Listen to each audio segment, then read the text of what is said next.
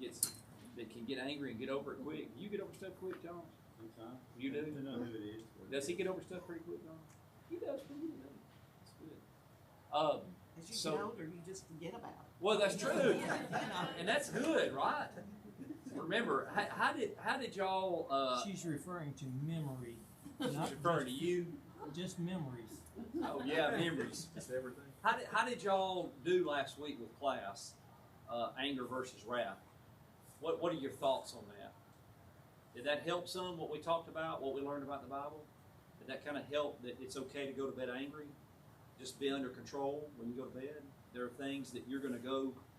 You can't have a perpetual smile on your face all the time. Sometimes you can't work things out that night, and you go to bed and you get up angry.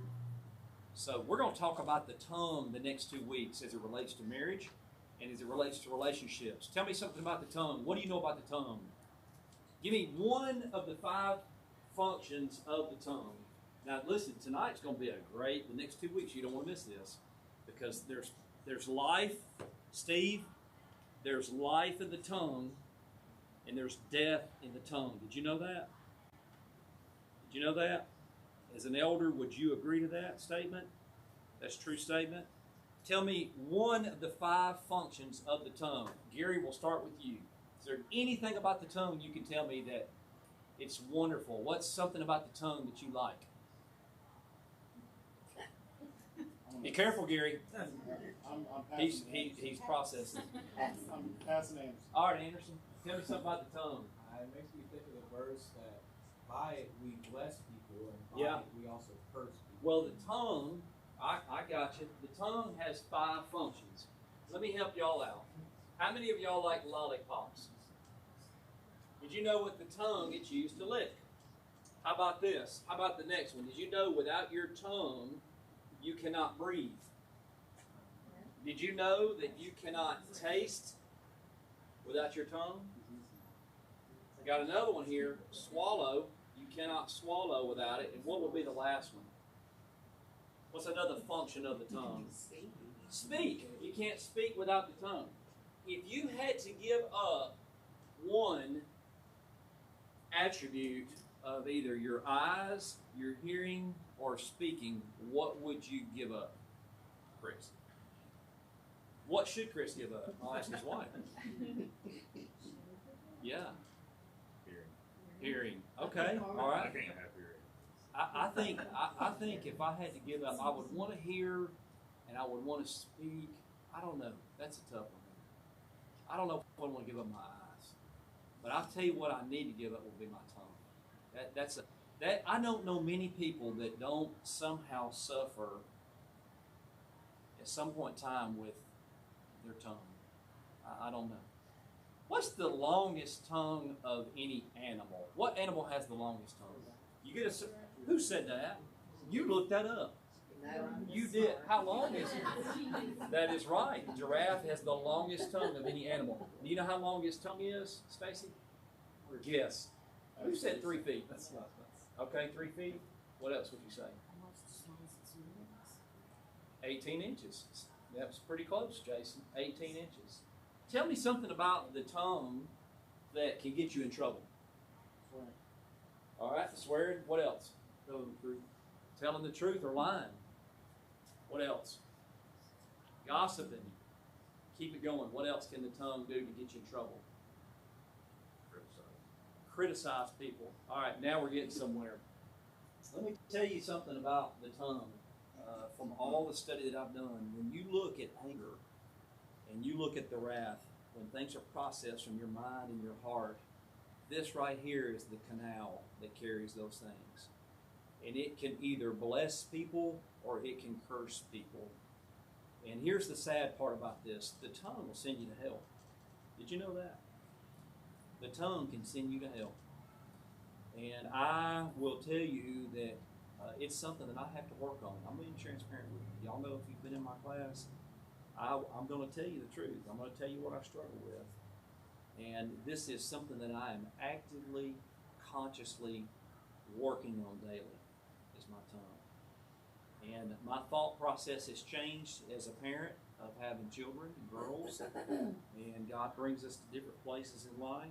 And as your kids get bigger, when they get about 18, how many of y'all here have an 18-year-old or older? Got an 18-year-old or older? Okay. Let me ask you a question. Does preaching work better at 18 or more praying for them? Praying. Always. More praying. We have found that we preach a lot less and we pray a whole lot more. We give a lot more encouragement. We do a lot more lifting. And you know what? That's what I like. I like that. Did you know that through the study of what we've been studying about, that if you will apply what we're going to learn tonight in a positive way, that you can change people's life with the tongue, for good or bad. For good or bad. Tonight, what we're going to talk about is there is death in the tongue. There's death in the tongue. Next week, we're going to talk about there's life in the tongue. And I think you're going to see some very, very alarming things tonight. It's going to make you really, really want to work on this. Now, I can tell you that I know 4 or 5 people that I believe have this licked. They have it down pat. And all of these 4 or 5 people, there's 3 of them in the room tonight, and I know that you would know who they are if I pointed them out. I won't do that. But I can tell you that I believe these 3 people, maybe 4, they have this figured out. And you know the greatest quality they have? They are fantastic what? Listeners. They are fantastic listeners. And let me tell you another thing they do really well. They process what they're listening to, and it might take them a minute before they speak about it. That's a powerful, wonderful characteristic. Now, sometimes you might think they're sitting there looking at you, and they're not going to say nothing. But you know what they're doing? They are weighing it before they say it. You ever heard of that before? Weigh it. Can I take it? Sure, go right ahead. Yeah, he's got barberries. Mama. I'm innocent tonight. Weigh it before you say it. How many of us in here, honestly, now if we're going to be honest, because God knows and we're going to be transparent, how many of us really in here need to learn to do that better? Come on. All right, very good. I see the 4 in here didn't raise their hand, and they're being honest too. There's death in the tongue. Proverbs 18:21. All right, let's all go there. If you got your Bible, I want you to turn over to Proverbs 18:21. Now, it's really important that you don't listen to me. What's important is that you listen critically to the Word of God. This Proverbs writer, there is life in what he's saying here. How many of us in here have said something before that you would love to take back? You'd love to take it back. I have. I've said multiple things that I would love to take back, and guess what? You can't take it back. Now, I've been forgiven for it, but there's been a scar left in a person's life because of what I've said and the way I've said it. Now, I want you to remember something as we study this. I want you to repeat after me, okay? Truth, come on, is truth. It's the truth. Truth is truth. Now, how you say the truth has everything to do with what the truth means, right? What we want to do when we say the truth is to say it how? Lovingly. It is okay to be upset. It is okay to be angry. The Bible says be angry, but sin not. So this is not a lesson on you can't be affirmative. This is not a lesson on you can't speak the truth. This is not a lesson on if he's in the wrong and he's not getting it, that you need to turn the notch up a little bit at the right time, at the right place. You ever had to do that with Larry? It's hard. She said, I had to do it tonight. No, she didn't have to do that. Listen, look at this passage. Proverbs 18:21. Now watch. Death and what, church? Are in the power of what? And those who love it will eat its fruit. What does that mean? What does this passage mean? Death and life are in the tongue. What's that mean? You're going to live the results of what you say. Listen, you're going to eat what you say. You are a result of your actions. You're a result of your actions. So listen, if you go around and you talk to people in a way, it may be truthful, but you talk to people in a way that is offensive, then guess what? You're going to be known as an offensive person. Now, is it okay? Is it okay for me with my employees sometimes, and there's a life or death situation, for me to sit down with one of them and say, hey, listen, you get that machine too close to somebody's head, you're going to kill them. And if this happens over and over and over, we may have to have a little bit deeper sit down, and it may have to be a lot more firm. Is that okay? Is that holy? Yes. There's going to be a time when your kids, for some of you younger ones in here, even your adult kids, that they defy you. They defy you. And there's going to be a time when you need to sit down and you need to drop the hammer in a loving, respectful way. You need to do that. That's not what this is talking about. This is not talking about that our relationship is always wonderful all the time, and everything that we say to each other in our home is always this perpetual smile. That's not what this is saying. It's saying that when there's a problem that I'm dealing with in a relationship, it means that I must always be respectful, but I owe it to you to also be honest. You and I can have a disagreement, and it be right with God. It's okay to disagree, but it's never okay to disrespect. Does that make sense? So what I'm going to do is I'm going to do my very best to be respectful and to listen and to make sure that I understand what you're saying before I respond to that. Do we always do that? Everybody do this. It can be a problem sometimes. It can be a problem. Any comments on that? Tell me your thoughts on that. Give me a situation that you've dealt with when this has happened. Death and life are in the power of the tongue. It's in the power of it. Love and kindness has the ability to change the direction of a person's life. Are you with me? Do we always know what's going on in people's homes? No. I don't know what's going on in y'all's marriage. Is it great? Is your marriage great? It's good? Your marriage wonderful? I know it is because I've been around y'all for 15 years. I see how you work together and communicate. Is it perfect? Just a little bit. So here's the deal. This is something that we all need to work on.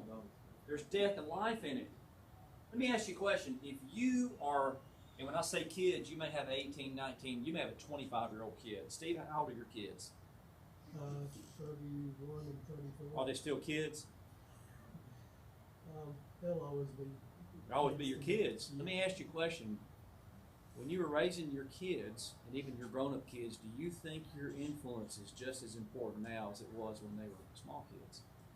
Absolutely. And if your kids will come to you now, that means you're approachable to them. Let me tell y'all something. We are in a society now with these kids, these 18, 19, 20, 25-year-old kids, that when they have an up and a down, they kill themselves. This is how they deal with loss. This is how people today, in today's society, this is how suicide works. We are dealing with a society when people deal with a problem in life, they can't deal with it. And they're only out as, look, you may be the very person by how you deal with this person, how you lift them up, how you encourage them. There is life in that. You may be the only person that can reach somebody. One time, I had a friend of mine, this has been a long time ago, he was going to kill himself. Yeah, just going to kill himself. He had a difficult time. I reached out to him. I did what I could do for him. I spent a lot of time loving on him, encouraging him, even though he was in the wrong. And he pulled through it. He pulled through it. I lifted him up. I loved on him. Despite the issue he had, despite the problems he had, I had another friend of mine who was dealing with some PTSD. And he was just in a really bad place. And I couldn't help him as much as I could, and people were on him all the time. And he was dealing with people that were upset with him all the time, and he took his life. He hung himself. We have an opportunity daily to lift people up.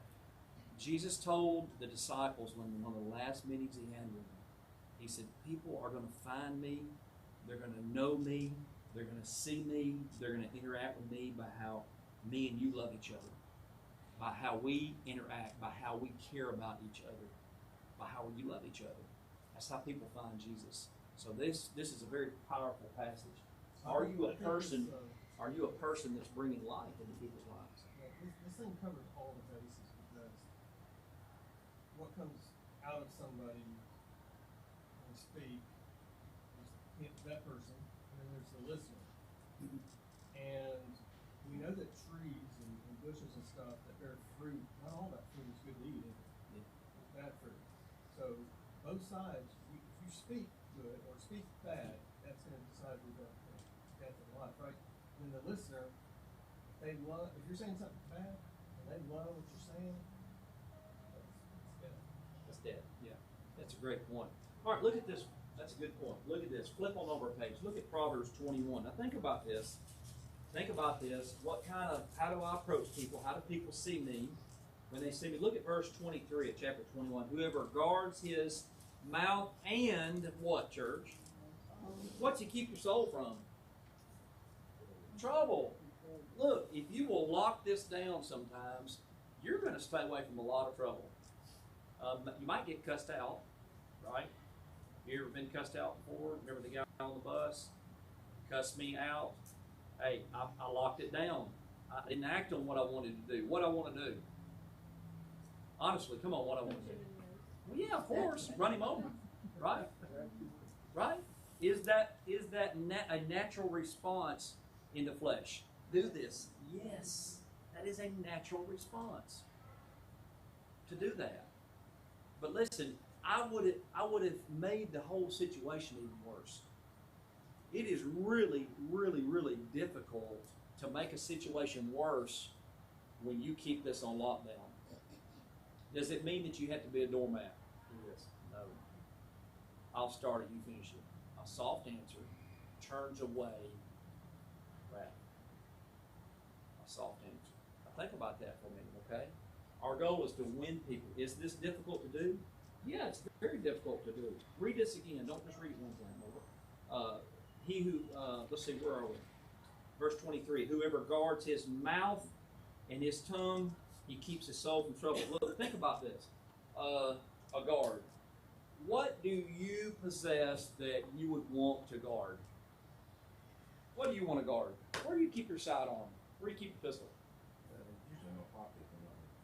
It's okay. So if you got little kids running around the house when the babies were little, where'd you keep it at? You left it on the table. Did you do that? No. Why? No, little hands. They kill it. So you guard your weapon. What's something you would guard? Family. Guard your kids. Steve, what's something else you would guard?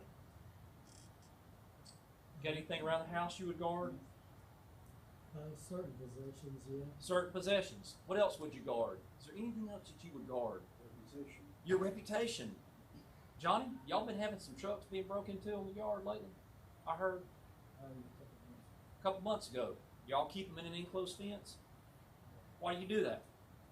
Keep people out, right? So why do you guard this? Why is it telling you to guard this? Because this is valuable. Think about this for a minute. This inside of my mouth that is moving is valuable, and it can send me to hell. Think about that. He says, hey, you want to stay out of trouble? Guard it, lock it down. All right, it's getting serious now. Look, James 1:26. Now we'll get into the New Testament. How many verses are there about the tongue in the Bible? Would you guess? Any guesses in here? Over 126 verses pertaining to something about your mouth. You think it's important? James 1:26. James 1:26. All right, watch this. We like to talk about it in the Lord's church a lot. James 1:22. Don't just be a hearer of the word, but also be what? Be a doer. It's going to talk about faith and works, how faith and works go together. If your faith is where it ought to be, then work should be a natural response to your faith. So I can't say, well, I believe in this, but then I don't do things that pertain to that belief. Does that make sense? Not everything that you profess do you believe. Did you know that? Not everything that comes out of your mouth do you believe, but you definitely live what you believe. Are you with me? You live it. You may say one thing, but you live what you believe. Now watch what he's going to do. He's going to transition. Look at verse 26 of chapter 1, and here's what it says. If anyone among you thinks he's religious, all right, now call a time out right there. What makes me religious? What makes you religious? Steve, as an elder, I guess you're religious. You're an elder. Is that right? Not necessarily. Christian, you're a minister of the gospel. I guess you're religious. Any deacons in here? Matt, what do you do here at worship? What's your primary function as a deacon? I line up people for the service. You're definitely religious. Chris, what about you? What are you a deacon over? So you're religious. Stacy, you're a deacon. You're also officer of the law, and all of that. You're chief deputy. You are third in command or second in command in the county. You're second in command. If something happens to our sheriff, you're the man, right? I guess you're religious. What makes you religious? What's he talking about? Let's get this fact out on the table. Just because you perform a religious or a spiritual task, that does not make you spiritual. Just because you perform an activity, that does not make you spiritual. Being spiritual is who you are. Being spiritual is the fact that you have the blood of Christ that is in your veins. So here's the deal. You live it, you look different, you smell different, you act different. This is what you practice. Now, are there times that we're going to mess up, make mistakes, and I'm going to get a little out of bounds? Yeah. Sometimes I get out of bounds. I've got to get back in bounds. That's where I need Becky and Chase to help me get back in bounds. I need you guys to help me. Josh has had to help me get back in bounds. Now watch this. If you are a person that calls yourself a Christian, watch this. Look what he says. If anybody among you thinks he's religious and does not bridle his what? But deceives his own heart, this one's religion is what? It means a big fat zero. It means you're nothing. It means you're nothing. It means your religion, your spirituality is zero. I don't recognize you. I don't see you. Do we see how valuable this is right here? I think if we really understood the power that lies within here, and to see that if this is an issue for me, and I'm not praying about it, and I'm not doing things that's helping me to fix this, empowering the Holy Spirit inside of me to help me with this, guess what? I'm not living a Christian life. It is useless. Look at that word. What does that word mean? Look at the last word. He said, it is useless. What's the word useless mean? You ever told your kid, you ever had your kids outside work and you go, just go inside, you're useless. You ever done that before? I've had them, they're half-hearted. They're useless. What you're doing right now does not benefit me. So what's the word useless mean? What's it mean? What? It's not worth anything. It's not worth anything. It says worthless. Worthless. Useless. I got a friend of mine. He's got some chicken houses. You ever been around a chicken house? What's in a chicken house? Sawdust. Chicken manure, small sawdust, and chickens. He's in the chicken house 16 hours a day. But do you know something remarkable about that there? He's never had chicken. You can come into this building all you want. Matter of fact, just check the box off. Be here for about 3 hours on Sunday and come on Wednesday night. That don't make you a Christian. If you base your faith on attendance, you are missing the whole boat. You're missing it. Do not base your faith on your religion. It is who you are outside of here. There is 172 hours. I think that's right. 24 times 7. Is that right? Do the math. Something like that.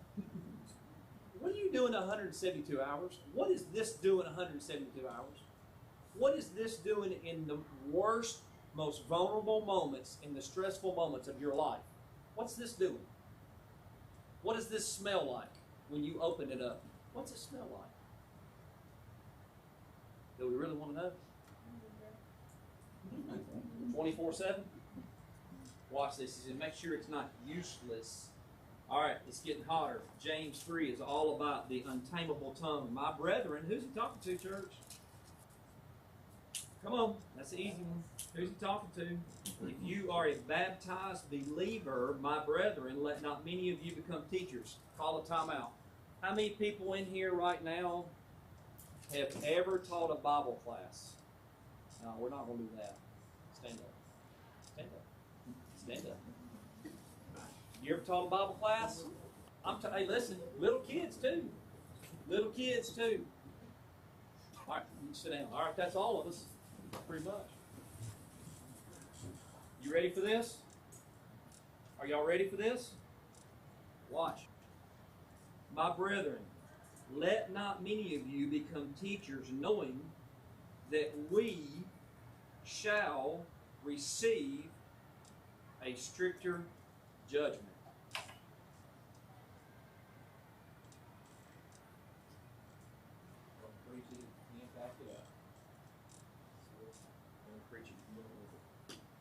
Steve, explain this passage for us, please, as an elder. We need to be very careful before we teach.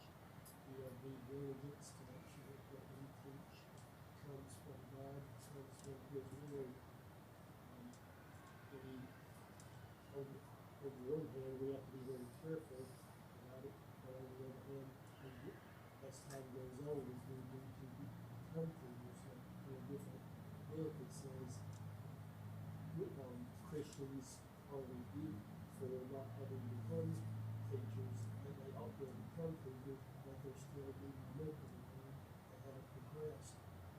So I don't think it's really, from the one hand, I don't think it's encouraging people to stop or not be teachers, but be very careful, make sure you're prepared, make sure you know the word before you try teaching it. How many of you in here are petrified of speaking in public? Petrified.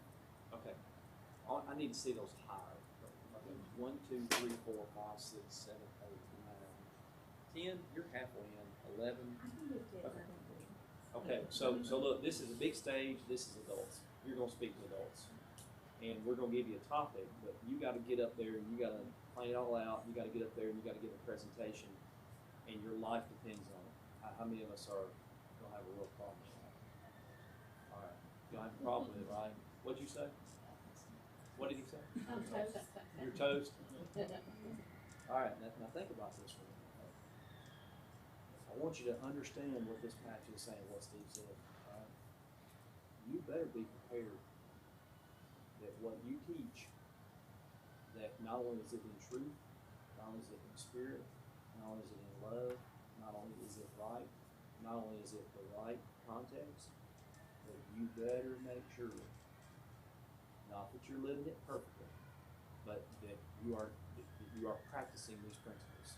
Does that make sense? This is what he's saying. This is the message. So you run a business. I do. Okay. What happens when you teach an employee the wrong thing? You gotta make it right. Well, furthermore than that, what happens when you put that employee in charge of teaching? Versus like this, always, I think more of like success or failure comes from things like that. If we are to teach, we are held to a stricter judgment because if we teach wrong, there are lasting effects to this, more than just that one soul.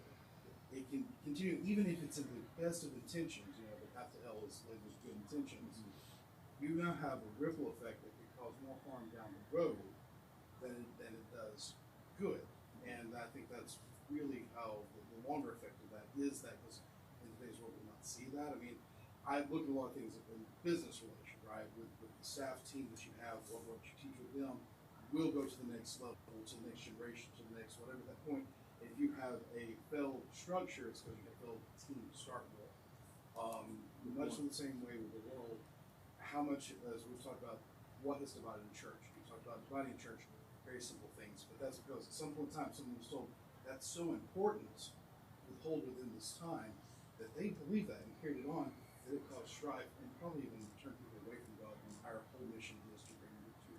Yeah, and that's a great point because, you know, I've been teaching the gospel for 25 years, and there have been things, there's been a time or two that I was confused on what I taught. I had to go back and make it right. With me? The misapplied verse. that's similar to this.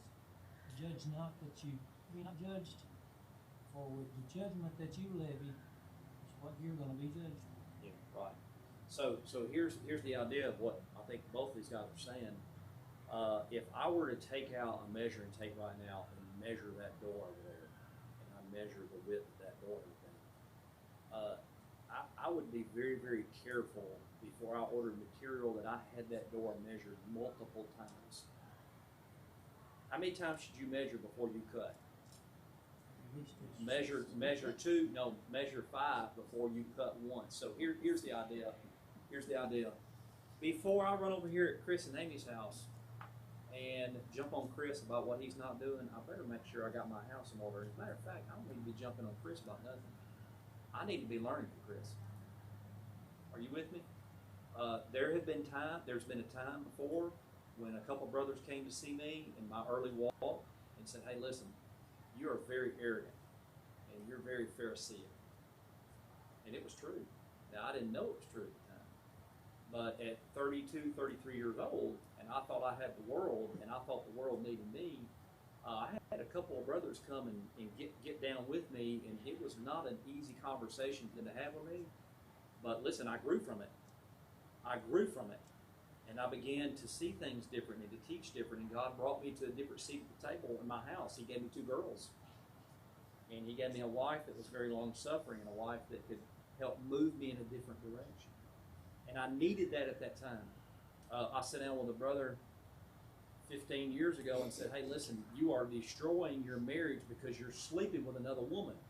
Not only are you sleeping with her, not only you commit adultery against her, you're committing adultery against your kids. Your kids. Look at what you're doing." Now, this was a difficult conversation, but he needed it. You know what he did?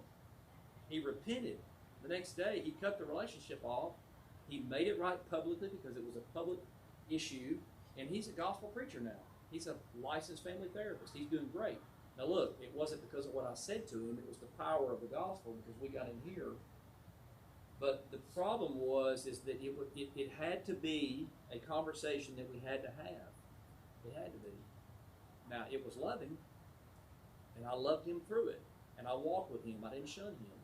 I walked with him through it. I went with him as he made it right. I went with him. So here's the deal. With what Dale has said, be careful how you judge. You got to be careful how we judge. We need to let the Word judge people. Black is black, white is white. I have to identify as a man because I'm a man. The truth is the truth. It will always be the truth. It's how we deliver the truth. This has everything to do with how we deliver the truth. Is that fair? Nick? So, everything y'all said with maturity, Yeah. also the being well prepared, and then not judging, but to encourage it, because if you think about just like some of those things, some people will shy away from teaching. Yeah. But there's an illustration, I think I may have used it once. Like if you go to that board, if you draw a line across that board. Draw a line. Yeah. You wanted a cross or this way? Just cross. Now, put a dot near the left side, not all the way in the end, but on the left side of Right that here. line. Just put it on that line. To the right a little bit. A little bit to the right. No, right here. It's right there so everybody can see. It's not on the end of the line. Can you make that a little bigger? You're fine. Now, write Jesus on that other end. Down here? Yep. So, we all know that we all have different maturity levels. Right. But even the most mature of us are still way down on that line. Absolutely. So, but the key you made about being well prepared, about Steve saying always progressing, we should always be progressing our maturity, our knowledge. So that should be an encouragement to teach. Yeah. I think what I'm not saying is you shouldn't become a teacher. He says, not many of you do it. And here's the reason why. That's a good point. Now keep in mind as we read this. Now watch. He's going to talk about what Nathan says. He says, for we all stumble in many things. All right, that's comfort. So here's what I want you to do. Underline, for we all stumble in many things. And put beside that comfort. Okay? If anyone does not stumble in word, he's a perfect man. All right, now look, that's good. Man, that's good. How many of us have said things to our kids before that we would love we've handled a situation wrong with one of the kids. Man, how many of us have not handled something right with our wife, an employee, a church member? Come on. All of us. We all stumble. If I could go back, I can name at least 5 different things over 18 years with Lily and Livia that if I could go back and get a reset, I could, but I can't.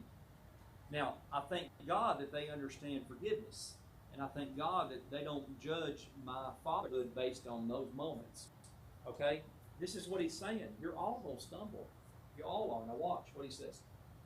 He says, all right, now he's going to talk about 4 different things. He's going to talk about a horse and a ship, and he's going to talk about a spark and a fire. Now watch what he says.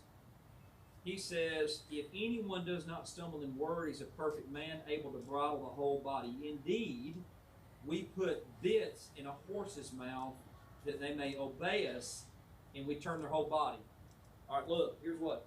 You put this little device in a horse's mouth, and you got a 1,500-pound horse, and you can take something so small, and you can turn that massive creature that could kill you at any moment in time.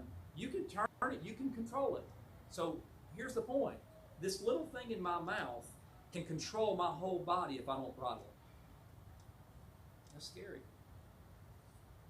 That's scary. Small thing, but a big impact. Man, say that again. It's a small thing, but it makes a big impact. Small thing, but huge impact. All right, watch this. Indeed, we put bits in horses' mouth that they may obey us, and we turn their whole body. Look, also, it's ships. Look at this. Think about a cruise ship. Although they are so large, and they're driven by this fierce wind, they are turned by a very small rudder wherever the pilot desires. All right, so here's the deal. God is the pilot, and what we need is we need a spiritual bit in our mouth. Amen? Do you need that too? I need a spiritual bit in my mouth. I have the ability to speak life into people. I have the ability to speak death into people. Do you realize the impact that y'all have had in our life? Do you realize that? Do you realize the impact that you have in my life? When I see you over there as a mother, you know what? There's not a Sunday morning or a Sunday night that I can now look over there and you got your babies in worship. That's an impact in my life. What about the impact you all have had in my life with Cameron? Amazing impact. Johnny Misty, the impact that y'all have in my life. When that 5-year-old little boy called me all alone in that house one night. Y'all left him all alone. And he's calling, crying, where's my mom and my dad? And look at that young man now, works for me. The impact, listen, the impact that kid has made in my life. You don't think for a minute that your impact by what you speak to people doesn't matter? You don't think that? What you say and how you say it matters. Watch this. Look, he goes on further. He says, even so the tongue is a little member and it boasts great things. See how great a forest a little fire kindles. And the tongue is what, church? It is a fire. Hey, look, it is not iniquity. Look at this. What is this? It is a world. Look at that. It is a world of iniquity. What does that mean? What's iniquity mean? Nathan, what's iniquity mean?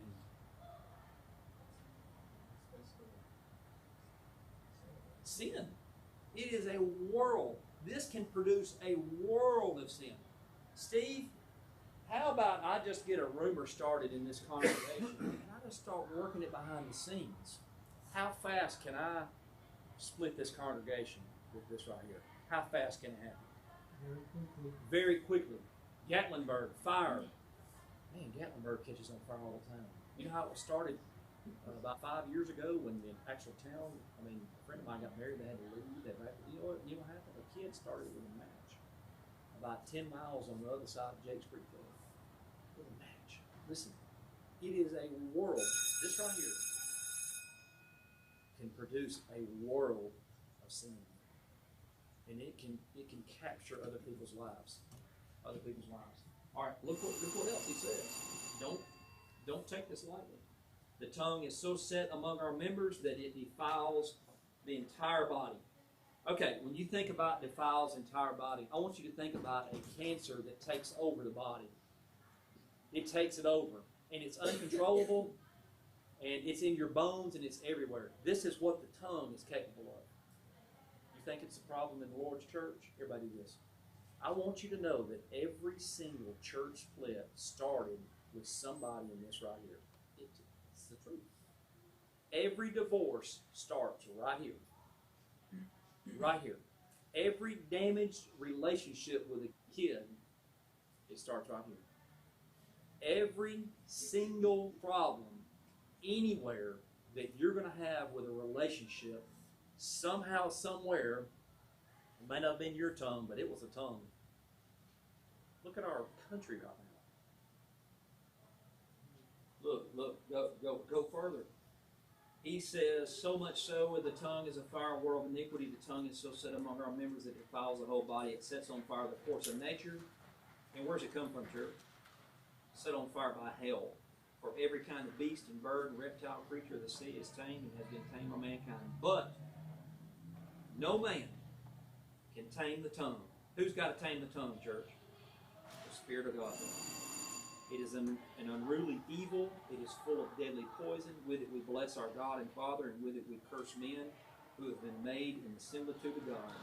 Out of the same mouth proceeds blessings and cursings. My brethren, these things ought not be so. Does a spring send forth fresh water, and bitter from the same oven? Can a fig tree, my brethren, bear olives, or a grapevine bear figs? What Nathan said. Thus no spring yields both salt water and fresh. Wow. Wow. Wow. You think it's something we need to work on? Is it something you can work on in your marriage? When we speak to each other, I want you to think about this. There is death or there is life in the tongue. So tonight we talk about there's potential problem in the tongue. Next week we talk about life and how to give that life. I love you, and thank you for letting me be honest with you.